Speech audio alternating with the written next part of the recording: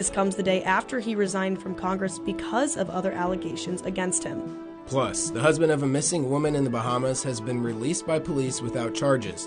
More on the ongoing investigation. And in sports, Ohio baseball looks to get back on track with a midweek non-conference game against Northern Kentucky. Newswatch starts right now.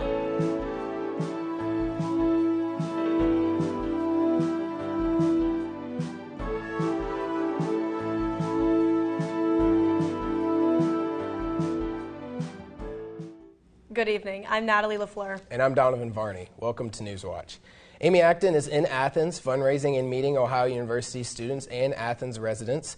Acton hosted a meet and greet at Bagel Street from 4 to 5:30 today, and that was closed to the press. Now Acton is hosting a fundraiser event beginning at 5:30 and ending at 7:30. She is unopposed in the Democratic primary on May 5th and will face the winner of the Republican primary between Charlie Puch and Vivek Ramaswamy in November. Crews are working to try and get the Sistersville Ferry back in service after it partially sank over the weekend. On Friday, it was reported that it was taking on water. Efforts to pump the water out only made the situation worse. Crews are working on getting the ferry out of the water to evaluate the extent of the damage to the vessel. The Ohio Department of Natural Resources Division of Wildlife has announced the hunting season dates for wild turkey.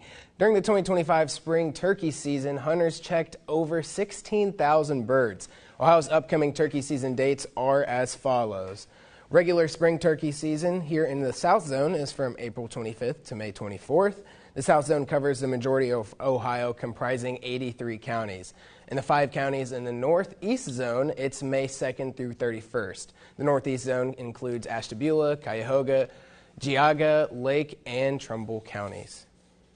Well, we had a sunny day today in Athens, so joining us now to see if this warm weather is going to stick around, we've got forecaster Lexi Bill-Paulson.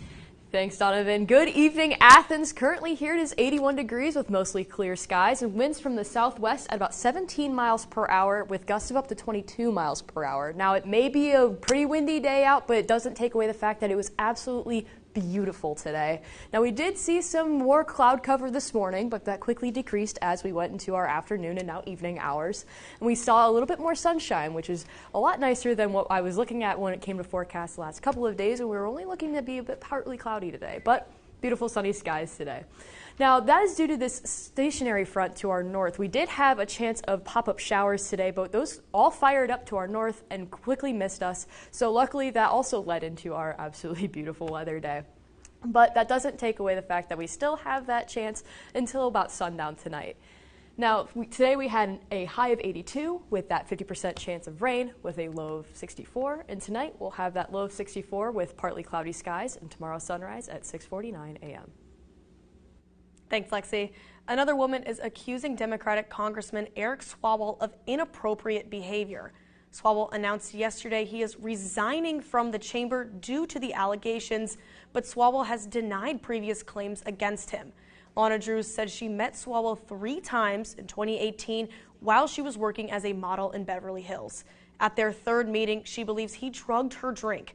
Drews said she didn't report the incident at the time, but did tell friends about it. Drew's attorney said they will be filing a police report now.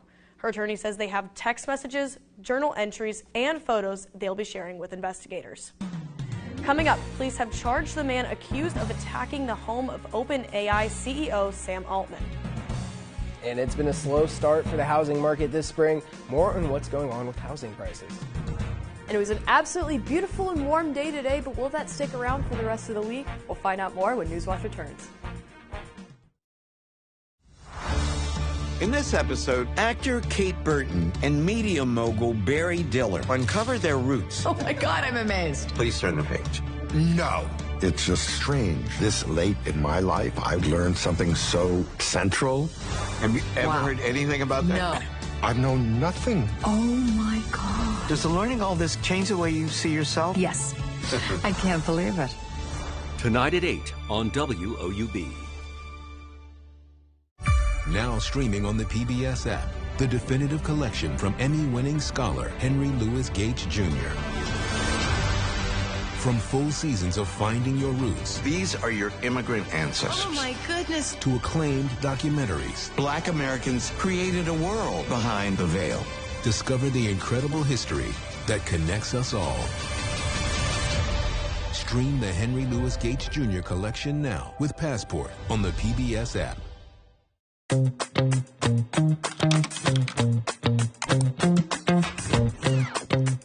PBS viewers believe that businesses that sponsor PBS on WOUB Public Television have a commitment to quality and excellence. Sponsoring a PBS television program offers your business a unique opportunity to connect with a highly engaged, loyal, and trustful audience in a clutter-free environment, leading to increased brand awareness, positive perception, and potential for higher customer engagement. Your sponsorship is important to the community, and the rewards come back to you in the form of loyal customers. Align your organization with America's most trusted news and public affairs network. WOUB Public Television is worthy of your trust. Contact Corporate Support Director Kathy Malesic at 740-593-4909 or online at woub.org/support.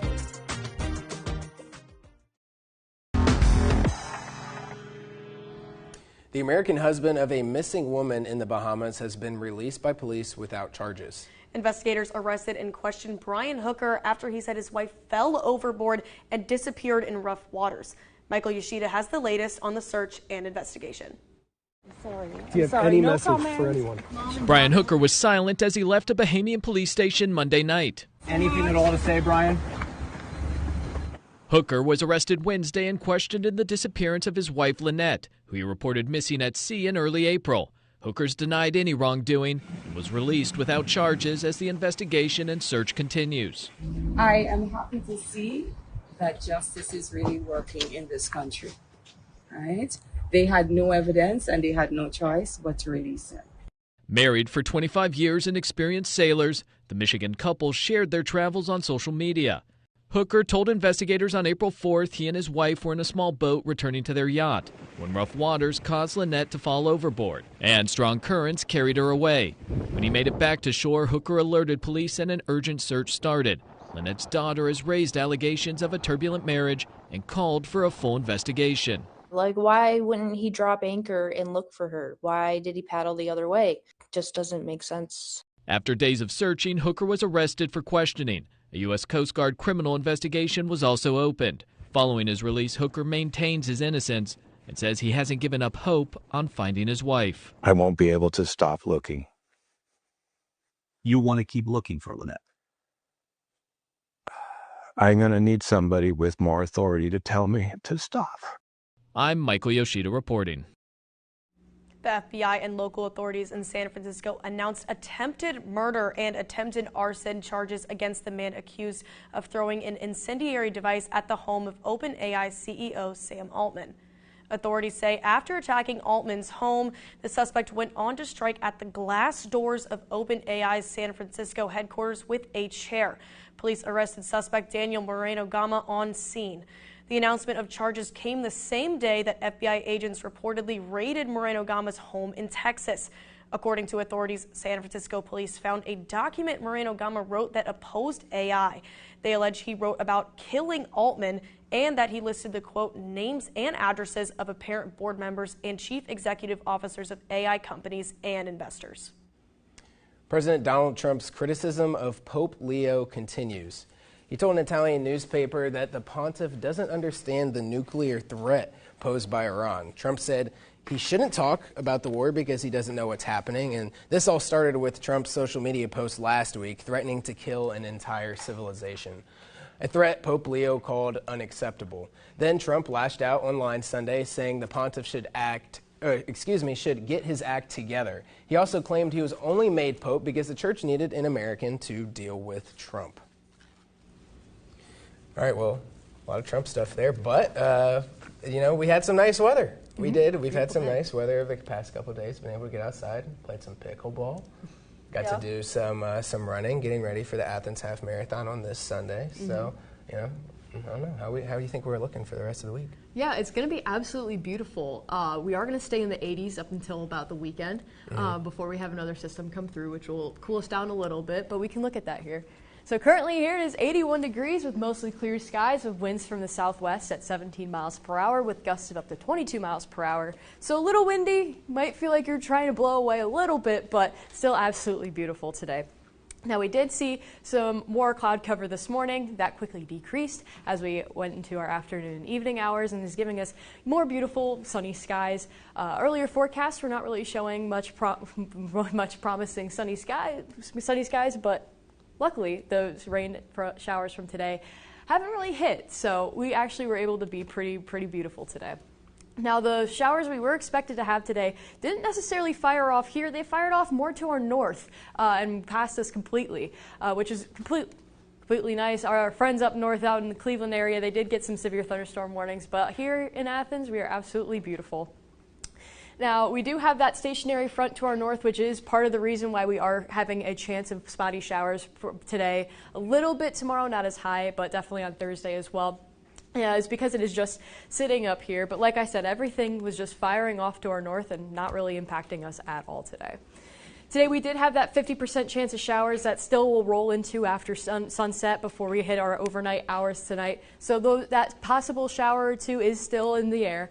But today we did have that high of 82, and tonight we'll have that low of 64 with partly cloudy skies and tomorrow's sunrise at 6:49 a.m. Tomorrow, we're going to be even warmer, hitting almost 90 degrees tomorrow with mostly sunny skies. Tomorrow's high of 89, but with those sunny skies, like I said, I think we will probably hit 90 and maybe even a little bit warmer with a low of 64. Tomorrow, we also have some situations for possible severe weather. Here in Athens, just in general, we are in a general thunderstorm risk, but to our friends up north in about Morgan County, Perry County, Muskingum County, you guys are more in that marginal risk, and even more north, you're in that slight risk. Now, what you can expect tomorrow if we have any sort of pop-up shower and thunderstorm is locally higher winds, possibly some small hail. Not much of a tornado risk for this one, but that hail and those winds are your main threat for tomorrow. Tomorrow, though, we have that low pressure system staying to our north, going to start bringing in some showers tomorrow into tomorrow night. And what we're mainly looking at for showers when it comes to more widespread, not those quick pop-ups, is more so Thursday, possibly even Thursday evening and Thursday night. We are going to start to see that move more from our northwest and impact our weather for Thursday, and like I said, mostly Thursday night. But tomorrow we have that mostly sunny 89 with Thursday 50% chance of rain, a little bit cooler at 84. But as I said earlier, we're going to stay in the 80s all week until that cold front comes through Saturday, which will drop us about 20 degrees into Sunday and Monday. We are going to be more in the 60s, which still absolutely beautiful, especially if you're someone that wants that quick summer to be over. But if you do have some planting, maybe look at those lows Sunday beginning next week. Thanks, Lexi. It's been a sour start to the spring housing season. Typically, more homes come on the market this time of year because buyers and sellers want to move before the start of the new school year. Jen Sullivan explains what's going on with housing. It's been a sluggish start to the spring housing market. Fewer people appear to be buying homes. Existing home sales dropped 3.6% month over month in March, according to the National Association of Realtors, and the sales slump is happening all over the country. We just need more inventory to appear on the marketplace. Lawrence Yoon with the National Association of Realtors says low inventory, high sticker prices, and high mortgage rates are turning away potential buyers. Home prices are hitting record high levels. The affordability is clearly an issue. The median existing home sale price in March is up from the year prior, more than $408,000, according to the NAR. So if you're putting down 20%, that means you would need more than $81,000 in cash. And as of last week, the 30-year fixed-rate mortgage was 6.37%, according to Freddie Mac. We want people's income to be rising above the home price growth, but that can only happen once we have more supply. Yoon says higher interest rates are also holding back homeowners from selling their homes because they likely bought their current home when mortgage rates were lower. I thought the mortgage rate would be at 6% for most of this year. But given the global economic circumstances, I have raised the mortgage rate anticipation to 6.5%. The good news is the spring housing market typically lasts through June, so Yoon says more homes are likely to come on the market. For Consumer Watch, I'm Jen Sullivan. UPS is investing $100 million to make sure that your packages don't get lost. The company announced it will phase out its barcode scanning system, and in its place, package labels will now be embedded with technology that uses radio frequencies. For example, if a package is put on a wrong truck, radio sensors will automatically detect it and issue an alert. It also means packages can be tracked in real time or close to it rather than waiting for someone to scan it. UPS says the system will do away with about 20 million manual scans a day. New data from the Bureau of Labor Statistics shows wholesale inflation hit a 3-year high last month. The producer price index rose 4% in March from a year ago. The rise is driven by surging oil prices as the conflict in the Middle East pushes energy costs higher. The monthly increase, however, was lower than economists expected. The report comes just days after the consumer price index showed Americans are already paying much more for a range of goods. Well, it was invented in the U.S. around 60 years ago, but in just the past few years, pickleball has exploded in popularity. But as people turn to the sport, an increasing number of them are getting hurt. In today's Health Minute, Mandy Gaither has more on how to prevent pickleball injuries from happening. It's hard to know the exact number of pickleball players, but an estimated 24.3 million people in the U.S. took to the courts in 2025. That's a participation growth of 479% since 2020. It is the fastest growing sport in the U.S.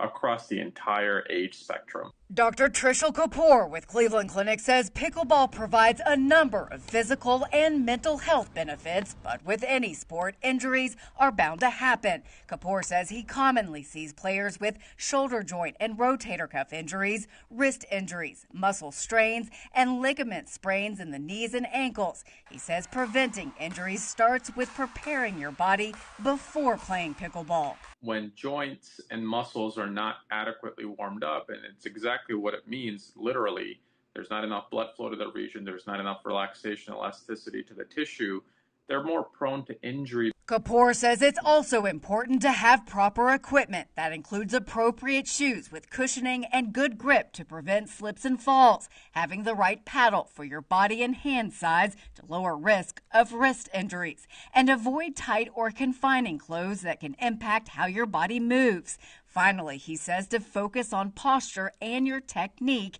and if you get hurt, see a doctor. It's important to pay attention to your symptoms, not just walk away from it or brush it off and say it's not important. Keep track of it, write it down if you can't remember what's going on, and if it persists, get it evaluated. For Health Minute, I'm Mandy Gaither. And next in sports, Ohio baseball started their week off with a non-conference game versus Northern Kentucky. Hear all about it up next. Next time on Antiques Roadshow, American treasures spanning the history of the USA are in the spotlight. This piece combines a great folk design with great history. This lamp is the stuff that Tiffany dreams are made of. It has everything going for it. I guess it's not a secret to anyone that this is a light bulb, but it's a very special kind of light bulb. Watch Antiques Roadshow, 250 Years of Americana. Monday at 8 on WOUB. Here we are learning about elephants in new ways. We are learning the best way to heal their trauma.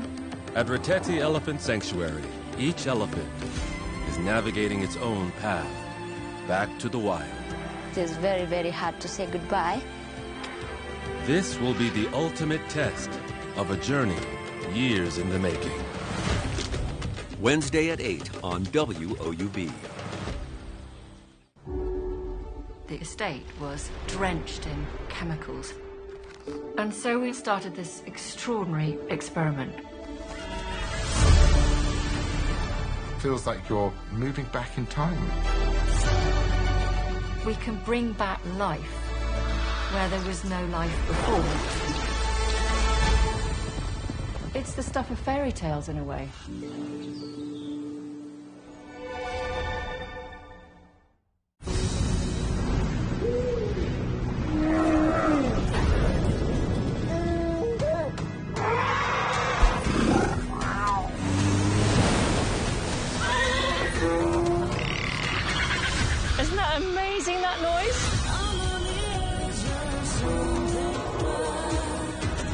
life on Earth. This is an almost sacred place.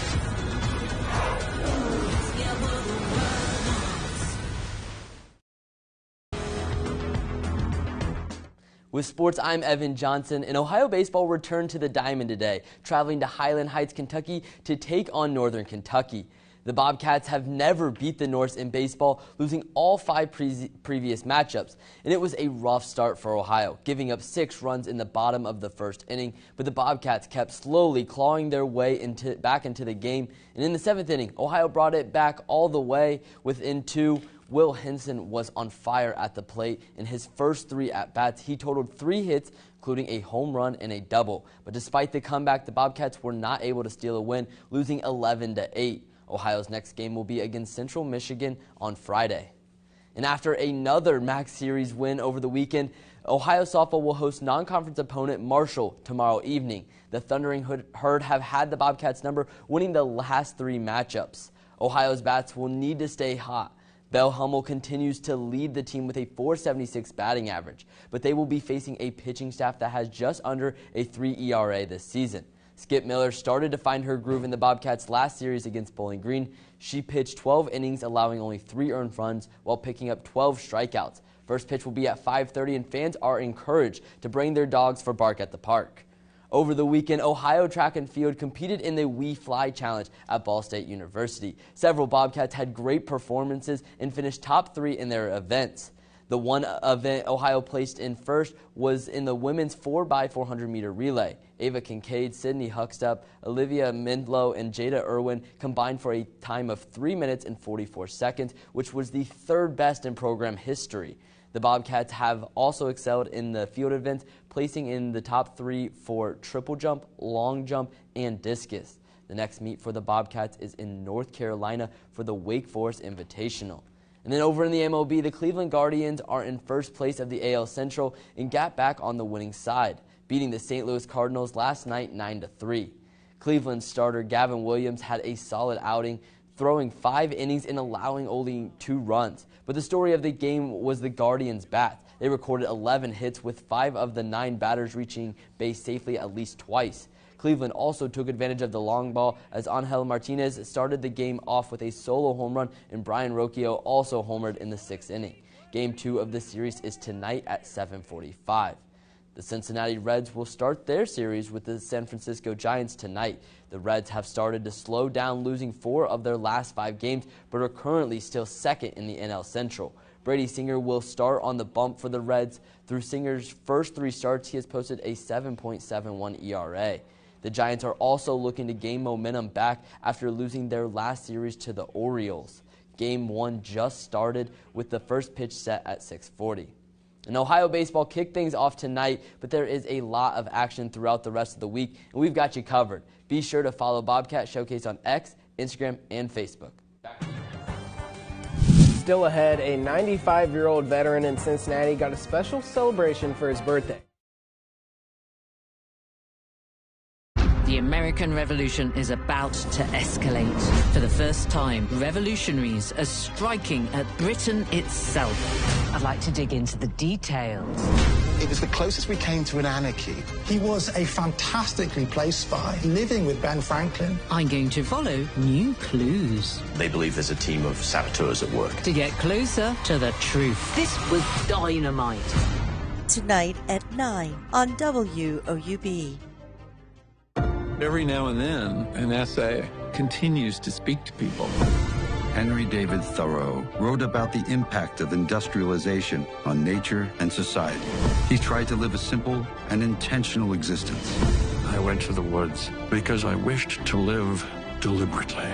Thoreau says you can't even ask the deep questions if you don't stop to figure out what the deep questions are.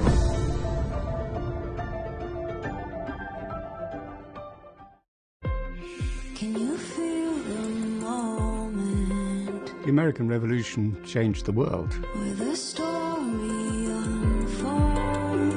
Everybody had the sense of possibility worth fighting for. What took place here still leaves us in awe.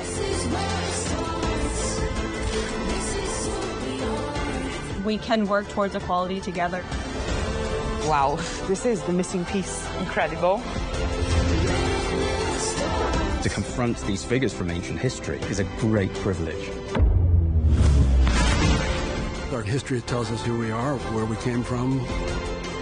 And it's all connected. Like links in a chain. Like links in a chain. Yeah. All I can do is say thank you. Wow, this is phenomenal. I'm really grateful for this.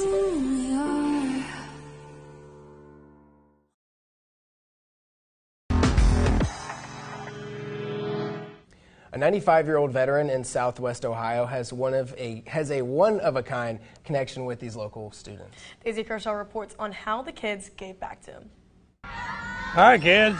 Meet Bob Jones, a man who makes time each day to make someone else's day a little brighter. I toot their horn and I wave at the kids and bus drivers, and they wave back.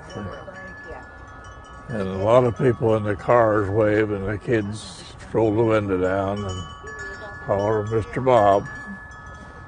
And some of them says, I love you. For 20 years, the Mount Carmel Air Force veteran has waited outside his home to wave as school buses drive past. My sister drives for a bus, and this is the second or third generation of students that are coming by and that will say hi to him as they go past. He's just a role model in so many ways for little kids. I just love the kids. I love them, and I thank them for loving me. It's just a blessing to wave at them. Last week for his 95th birthday, Jones getting the gift of a lifetime. A parade of school buses packed with smiling students, all waving as they rode past Jones' home. I just emotional. The Lord has really blessed me. Okay, this is your present. We can all learn a thing or two from Jones. He's proof that the smallest act of kindness can make the biggest difference. Tell your friends you love them, and people like to be told they're loved. I mean, these stories just pull at your heartstrings. Yeah, that man. one was a tearjerker for It was. sure. Mr. Bob, shout out Mr. Bob. Happy belated birthday to Mr. Bob as well. Yeah, and he's a veteran. Yeah. You guys have any veterans in your family? Yeah, and you have Lexi? My grandpa. Okay. Yeah, I have my grandpa, my aunt, my father. That's awesome. Yeah, yeah. We need more people like Mr. Bob. Yeah, yeah, we do. Mr. Bob. Yeah, we do.